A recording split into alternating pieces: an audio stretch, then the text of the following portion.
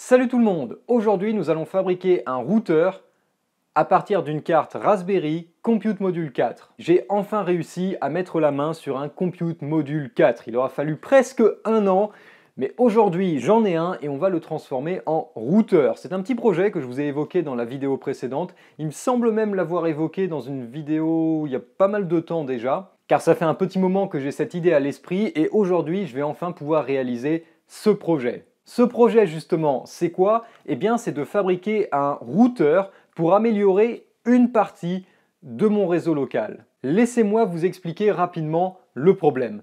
Là où je suis actuellement, dans ce qu'on peut appeler le studio, eh bien je ne suis pas à proximité de ma box internet. Je suis notamment un étage au-dessus. Et le problème, c'est que j'ai plusieurs appareils ici qui ont besoin d'être interconnectés en filaire, notamment mon PC principal, mon serveur NAS. Les deux ont besoin d'une connexion fiable et rapide, donc les deux sont interconnectés en Ethernet. Et puis j'ai aussi quelques appareils ici que j'ai besoin de connecter en filaire, notamment quand je fais des expériences sur des PC qui ne sont pas équipés avec du Wi-Fi, j'ai besoin d'un bon vieux câble Ethernet. Pour interconnecter tous les équipements qui se trouvent ici, j'ai tout simplement un petit switch gigabit Ethernet qui est d'ailleurs scotché sous ce bureau. Le souci, c'est comment apporter un accès Internet à cette partie du réseau. En fait, comment relier cette partie du réseau à ma box. La solution la plus efficace serait de tirer un câble Ethernet entre les deux. Le problème, c'est qu'il y a pas mal de murs et de planchers entre ces deux points et que malheureusement, ce n'est pas possible sans devoir se lancer dans des travaux assez significatifs. La deuxième solution serait d'utiliser des boîtiers CPL, un auprès de ma box et un ici pour faire passer le trafic Internet. Et honnêtement, c'est une excellente solution, d'autant plus qu'aujourd'hui, on a des CPL avec des débits assez élevés. Et je me demande même pourquoi est-ce que j'y ai pas pensé plus vite. On fera peut-être ça dans une prochaine vidéo, car aujourd'hui, on va utiliser la troisième solution, qui est de passer par mon réseau Wi-Fi et de faire un routeur qui va faire office de passerelle entre mon réseau Wi-Fi et mon réseau Ethernet. Donc c'est l'inverse d'un point d'accès. On prend un réseau Wi-Fi et on y crée une connexion filaire. Et cette solution, elle est déjà en place. En effet, j'ai un petit routeur TP-Link qui permet de faire la passerelle Wi-Fi Ethernet. C'est un truc que j'avais acheté il y a pas mal d'années, que je n'avais pas payé très cher et qui fonctionne plutôt bien. La raison pour laquelle je remplace ce petit routeur, c'est parce que la fibre est enfin arrivée chez moi. Et ce routeur est devenu le maillon faible. Et si vous vous demandez pourquoi s'embêter à fabriquer un routeur, j'ai envie de vous dire pourquoi pas? Ça va permettre d'utiliser un Compute Module 4, de faire un petit projet sympa, de faire une vidéo, et on verra le résultat. Il est temps de faire le tour du matériel que j'ai acheté pour ce projet, à commencer par le fameux Compute Module 4. Si vous ne savez pas de quoi il s'agit, je vous invite à aller voir une vidéo, je vous la mets d'ailleurs dans les fiches, que j'ai faite il y a environ un an, où je vous ai parlé, où je vous ai présenté le Compute Module 4, qui, pour faire court, est la version modulaire et industrielle du Raspberry Pi 4. La version que j'ai ici, c'est une petite version, puisque c'est un compute module avec 1 Go de RAM, 8 Go de stockage, donc l'IMMC intégré, plus le module Wi-Fi Bluetooth. Pour rappel, on peut monter jusqu'à 8 Go de RAM et 32 Go de stockage. Maintenant, cette version-là devrait être suffisante, on fabrique juste un petit routeur, on n'a pas besoin de spécifications extraordinaires. Deuxième élément que je vais utiliser, c'est une carte Wi-Fi, une carte réseau Intel AX200. Donc c'est une carte Wi-Fi Bluetooth. L'intérêt, c'est qu'elle est beaucoup plus rapide que le Wi-Fi intégré au compute module. Notamment, elle est compatible jusqu'au Wi-Fi 6 à 2,4 gigabits par seconde. Et même en restant sur une connexion Wi-Fi AC 5 GHz, ça devrait être beaucoup plus rapide que ce que le Wi-Fi embarqué est capable de faire. Autre élément que je vais utiliser, c'est un dissipateur. Je vous l'avais montré dans la vidéo sur le Raspberry Compute Module 4. On va évidemment le réinstaller sur ce compute module. On va également avoir besoin d'une carte pour interconnecter notamment ces deux éléments. On pourra utiliser l'IO board officiel. Le souci de l'IO board, c'est que c'est une carte qui est avant tout faite pour faire du développement, faire des tests, mais c'est justement l'intérêt du Compute Module 4, c'est qu'une fois qu'on a déterminé les choses que l'on a besoin d'installer, eh bien on peut construire une carte sur mesure. Ou alors, On peut aussi acheter une carte puisqu'il en existe plein dans le commerce. Et pour ce projet, j'ai sélectionné la carte Waveshare CM4 IO Base A ou CM4 IO Base A, si vous la préférez en anglais. C'est une petite carte donc sur laquelle on va pouvoir venir installer notre Compute Module 4. Ça prend beaucoup moins de place que l'IO board officiel et dessus on a tout ce qu'il nous faut, à savoir un connecteur USB type C pour l'alimentation. Alors on retrouve les connectiques caméra, écran, tout ça on va pas l'utiliser. On a même une connectique pour un ventilateur, ça peut-être qu'on va l'utiliser, je ne sais pas encore, mais on a surtout un port gigabit Ethernet que je vais pouvoir connecter à mon switch, deux ports USB et un port HDMI qui dans mon cas ne vont pas me servir. Et de l'autre côté, on retrouve ce qui nous importe le plus, un connecteur M2 câblé en PCI Express sur le Compute Module 4. On va donc pouvoir y installer notre petit module Wi-Fi. Mais je sais que certains auront déjà repéré un problème, c'est que les deux ne se branchent pas. Le connecteur que nous avons ici, c'est un connecteur M2 avec une clé M. C'est ce que l'on retrouve la plupart du temps sur le stockage, tel que les SSD. Les modules réseau utilisent généralement une clé de type E. Et sur ce module-là, on a même une clé A+E. La raison pour laquelle on a une clé A+E, c'est parce que ce module fait Wi-Fi et Bluetooth. Mais la petite particularité, c'est que la partie Wi-Fi utilise la connectique PCI Express pour s'interfacer avec le reste du système et la partie Bluetooth utilise une connectique USB. Heureusement, il existe des adaptateurs qui vont nous permettre de passer d'une clé E, A+E, vers une clé M et donc vers notre petite carte. On a fait le tour de tous les éléments, il est temps de les assembler. A few moments later.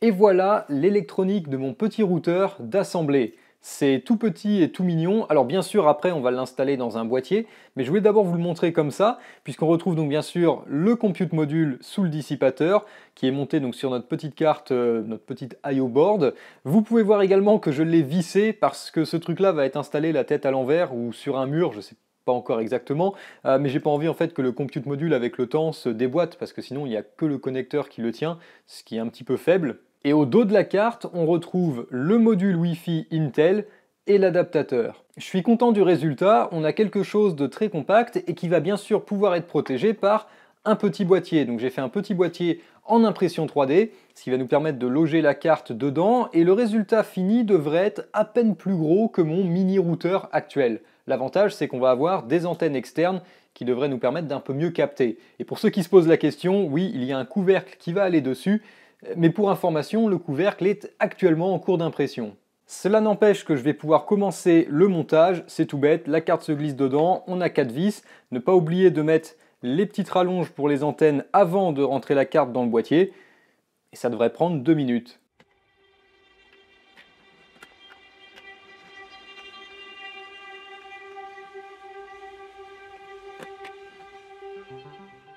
Tada, voilà le résultat, un petit routeur à base de compute module. Tout rentre parfaitement. Et la bonne nouvelle, c'est qu'entre temps, le couvercle est également terminé. Il tient tout simplement avec des aimants.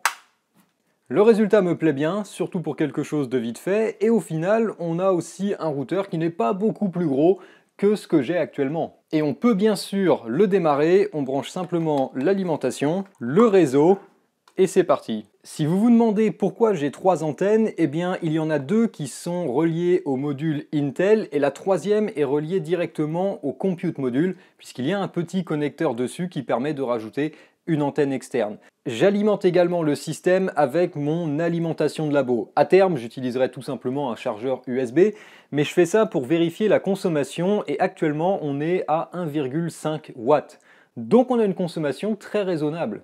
On a parlé du matériel, il faut maintenant parler logiciel. Je le dis tout de suite parce que je sais qu'il y a beaucoup de fans, mais il n'existe pas, à ma connaissance, à l'heure actuelle, un système basé sur pfSense ou OPNsense pour carte Raspberry.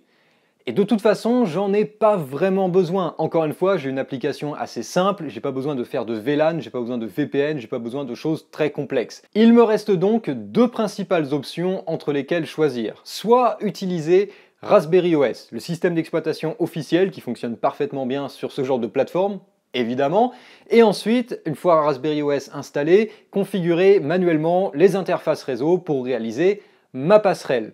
Ça se fait.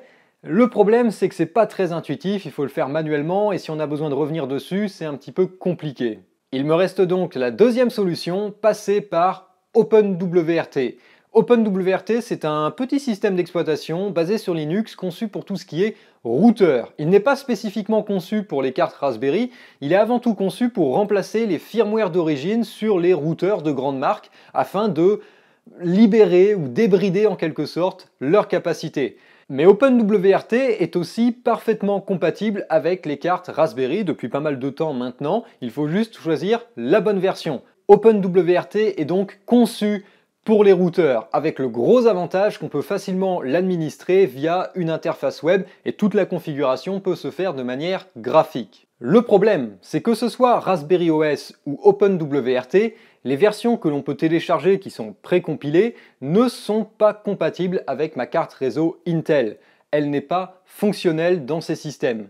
Heureusement, on peut rajouter la prise en charge de cette carte réseau en recompilant le système. Ce que j'ai fait, en commençant par Raspberry OS. On peut recompiler le noyau système et avant de le faire, il faut bien aller dans le fameux menu config qui permet de configurer tous les éléments du système pour aller activer le firmware de la carte réseau AX200 de chez Intel. On peut aussi en profiter pour rajouter les drivers et une fois le système recompilé, la carte fonctionne parfaitement. J'ai fait quelques speed tests pour voir un petit peu les débits. Alors, c'est pas parfait, hein, ça permet juste de voir s'il y a quand même une différence.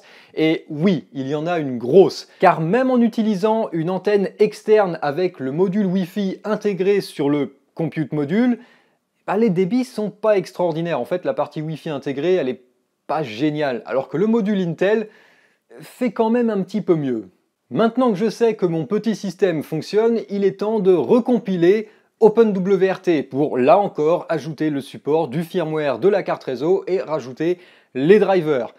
J'ai un peu galéré à recompiler OpenWRT, c'est toujours délicat de recompiler le système et puis il y a toujours des choses qui vont de travers, mais j'ai quand même fini par y arriver. Là encore, je vous mets un lien dans la description si vous souhaitez vous aussi recompiler OpenWRT, mais encore une fois, la carte réseau est quand même prise en charge. En tout cas, c'est juste un module à activer avant de recompiler le système. Et ensuite, on se retrouve avec 3 cartes réseau, le port Ethernet, le module Wi-Fi intégré au Compute Module 4 et la carte réseau Intel. Pour ce qui est de ma configuration, eh bien dans mon cas, je connecte le module Intel au Wi-Fi de ma box et ensuite j'effectue une passerelle avec le port Ethernet.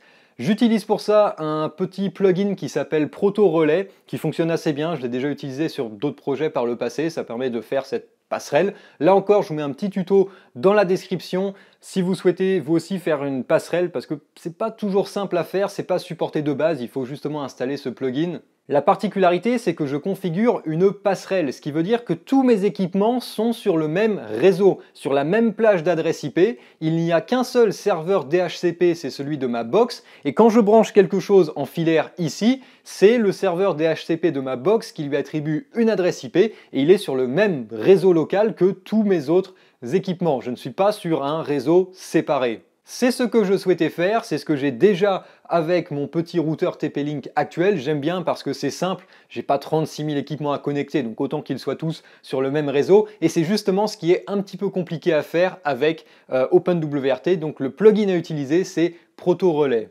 Et c'est tout, c'est juste un petit projet tout simple, c'est une passerelle, c'est même pas vraiment un routeur puisqu'on est sur le même réseau, donc techniquement on n'est pas en train de router justement deux réseaux différents, juste une petite passerelle qui pour le moment fonctionne bien.